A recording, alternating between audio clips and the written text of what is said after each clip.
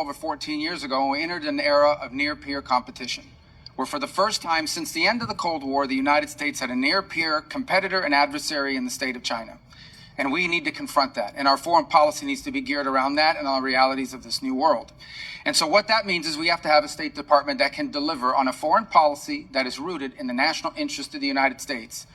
To defend the national interest of the United States requires us, number one, to make sure that every dollar we spend and every action we take has to have measurable outcomes that deliver for the American people. They have to either make our country safer, or they have to make our country stronger, or they have to help make our country more prosperous. It has to do at least one of those three things. And ideally, whether it's a program or a measure that we take, it should do all three of them.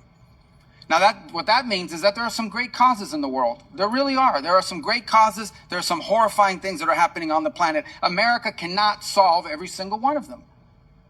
What we need to focus on is prioritizing our foreign policy to those areas that are in our national interest.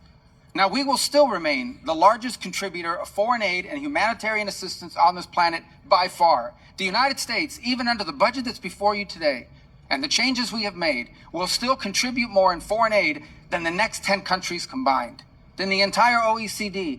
The next closest country is not China, it's Germany, and it's way behind us, even now. But that foreign aid has to be geared towards our national interest. We need to design a State Department that delivers on that. Yes, we canceled a bunch of contracts in USAID. Some were stupid and outrageous, others didn't serve the national interest, and others we kept. And we are folding it under the Department of State. And you know why? Because we want it to be part of the toolbox of foreign policy, not a standalone. It is not charity. Foreign aid is not charity. It is designed to further the national interest of the United States.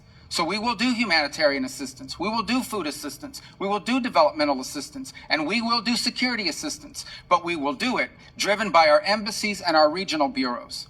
Because what those issues mean look very different in Guatemala than they may in Chad or in Kenya or in some other part of the world in the Indo-Pacific.